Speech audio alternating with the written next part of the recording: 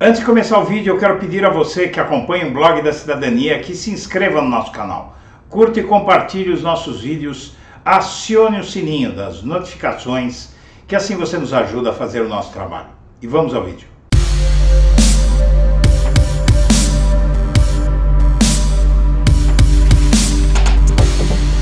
Bom dia, senhoras e senhores. Hoje é 7 de janeiro de 2023. São 8 horas da manhã.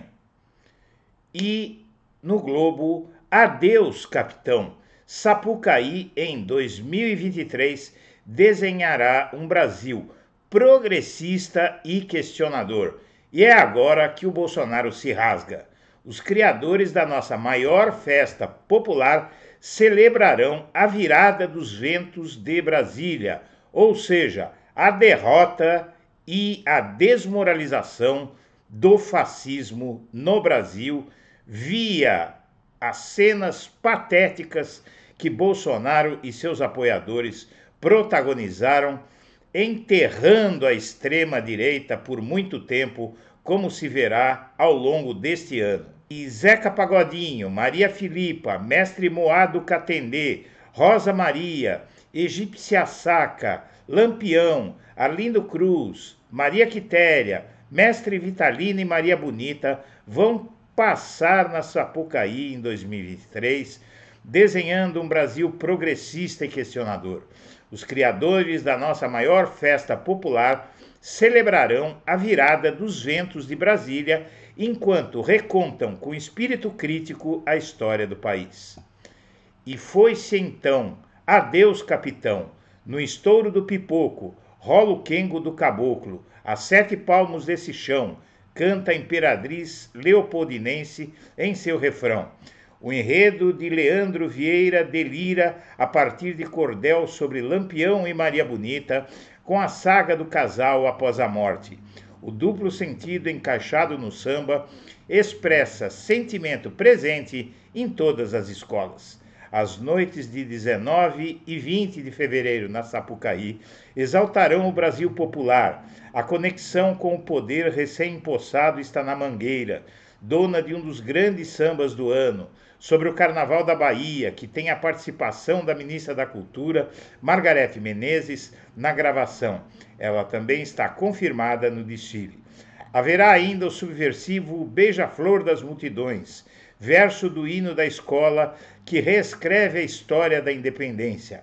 Ordem é o mito do descaso, que desconheço desde os tempos de Cabral. A lida, um canto, o direito, porque o preconceito tem conceito estrutural.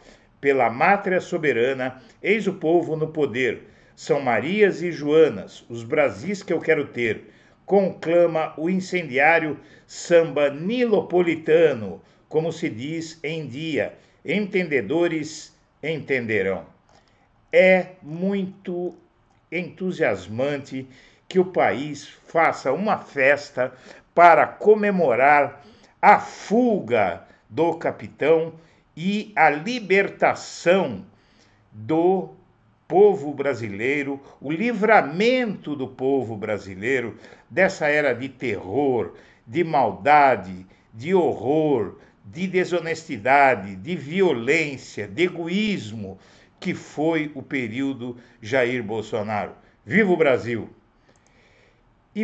E a reação de Moraes ao falso mandado de prisão contra si mesmo.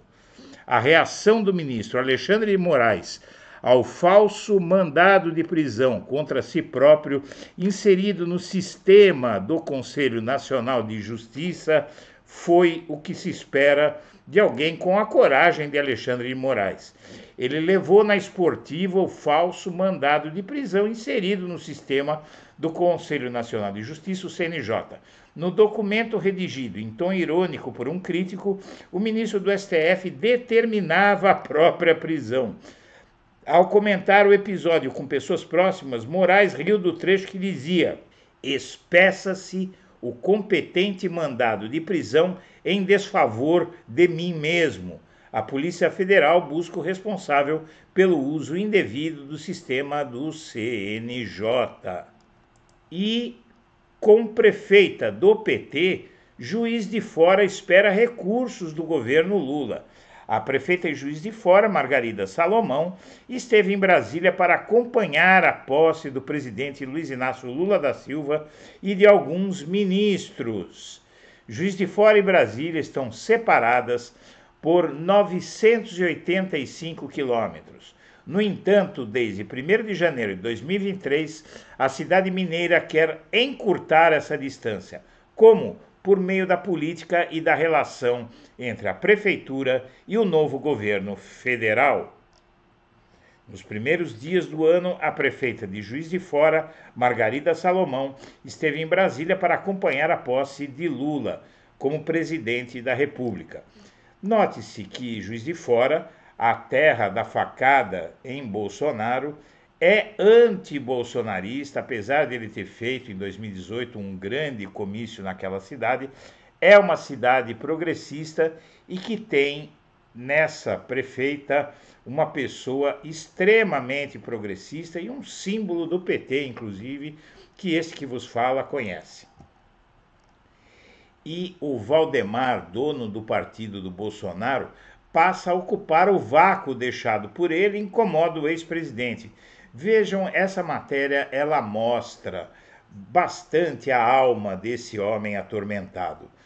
Porque o Valdemar da Costa Neto tem sido de uma lealdade canina ao Bolsonaro, tem feito elogios, tem lembrado o Bolsonaro, quer evitar a morte ou o suicídio político de Bolsonaro, e mesmo assim o Bolsonaro ficou com raiva dele, sabem por quê?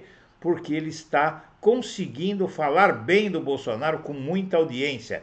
E o Bolsonaro é uma pessoa extremamente egocêntrica e nem para defendê-lo ele pode aceitar que alguém bombe nas redes fascistas dele. E Jair Bolsonaro não esconde de aliados próximos a sua irritação com as aparições públicas do presidente do seu partido, Valdemar da Costa Neto. Com o silêncio do presidente desde a derrota, o cacique político do PL passou a publicar gravações com agradecimentos a apoiadores de Bolsonaro e críticas a Lula. Nos vídeos, Valdemar também faz elogios ao ex-presidente. Mesmo assim, o material tem desagradado o capitão, ou, como muitos preferem, o capetão.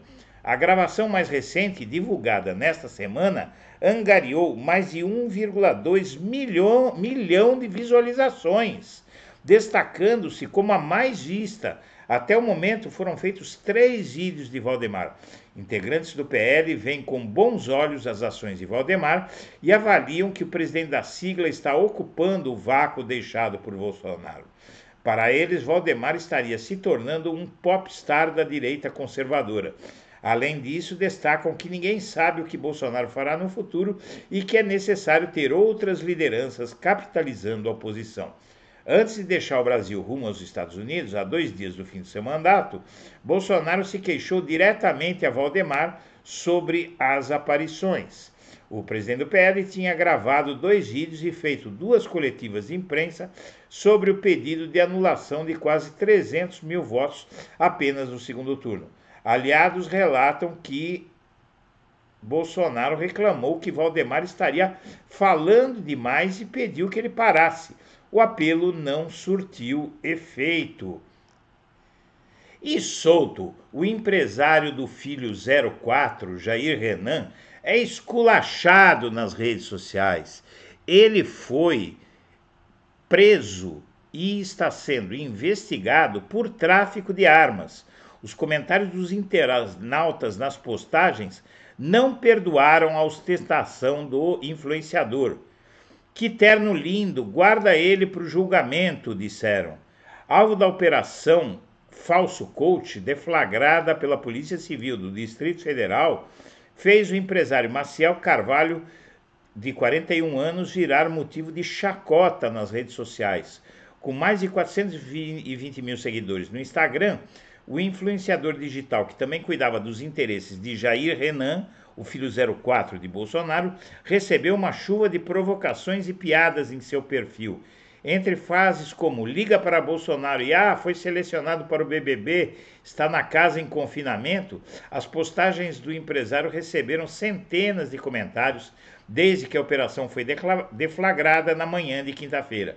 As apurações mostram que Maciel teria usado documentos falsos para comprar um arsenal de 15 armas, algumas pesadas. Sempre bem vestido, com ternos sofisticados, o empresário possui muitas fotos nas redes. Os comentários dos internautas não perdoaram a ostentação. Que terno lindo, guarda ele para o seu julgamento. E terno novinho, vai servir para a posse.